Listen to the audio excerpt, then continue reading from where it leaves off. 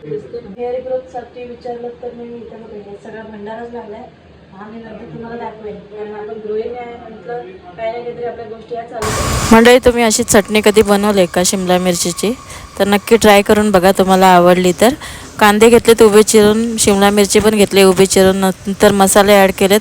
हळद पावडर, मिरची पावडर, शेंगदाण्याचा कूट ॲड करायचा आहे, थोडंसं बेसन आणि त्याच्यानंतर धना पावडर, गरम मसाला पावडर आणि सगळं मिक्स करायचं आहे आपल्याला. चवीपुरतं मीठ घ्यायचं आहे आपल्याला, परत एकदा सांगते. आणि त्याच्यानंतर आपल्याला फोडणीसाठी तेल लागणार आहे, जिरं मोहरी लागणार आहे थोडी, आणि लसूण घ्यायचे. लसूण पाहिजे तर तुम्ही बारीक कापून घेऊ शकता. माझ्याकडे लसूणच संपली होती म्हणून मी 2-3 पाकळ्या होत्या त्या अशा ठेचून घेतल्यात. आणि नंतर वरतून आपल्याला भाजी ॲड करायची आहे जी मिक्स करून ठेवली ती. याचे भजे पण छान होतील, पण मी चटणी बनवते. रोज रोज तीच पद्धत खाण्यापेक्षा बोलली चला वेगळं काहीतरी बनवूया. पण छान झाली होती, पहिल्यांदाच बनवली पण छान झाली होती. तर नक्की ट्राय करा तुम्ही, आम्हाला तरी आवडली. झाकण ठेवून शिजवून घ्यायची. भाजी आपली एकदम चटणी तयार आहे मस्तपैकी अशी. घरी फ्रीजमध्ये कितीही भाज्या असल्या ना तरी कोणती भाजी बनवावी हा रोजचाच प्रश्न